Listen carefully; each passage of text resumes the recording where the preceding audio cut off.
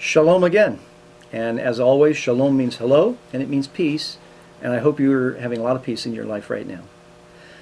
Through the years, people have wondered, how is the great revival in the end of days, according to Scripture, going to take place? There's all kinds of theories.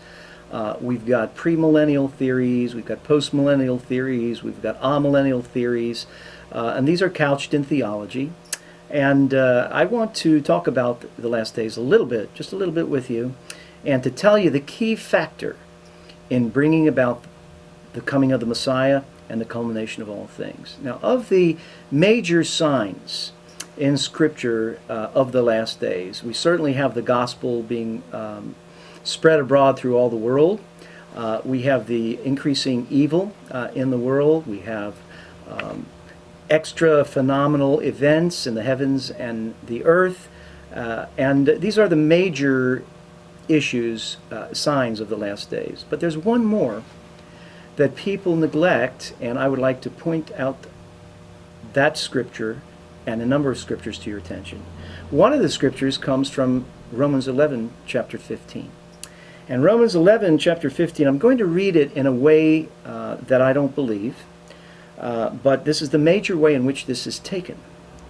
For if their rejection, that is to say, God's rejection of Israel, means the reconciliation of the world, then what will be their acceptance, that is by God, but life from the dead for Israel?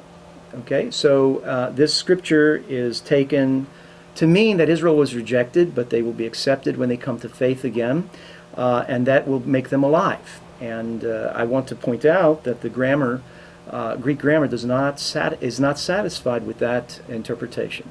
The Greek grammar is only satisfied, as David Stern has translated it, that only if Israel is the subject and not the object here does it make sense.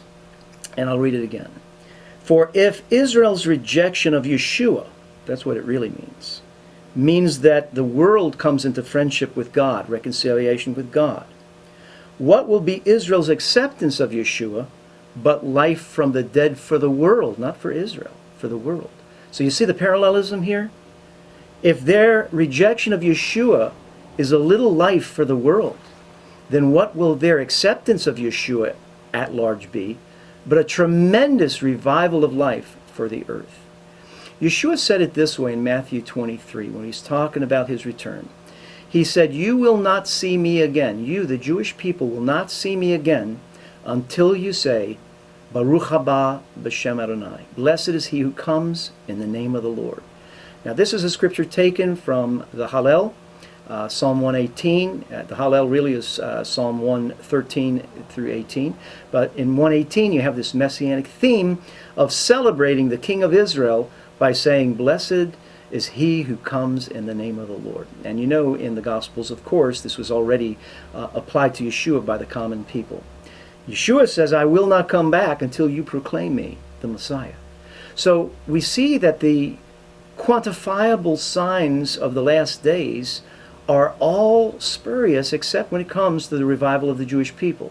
How do we know when the gospel is spread to the whole world? Does it mean every people group?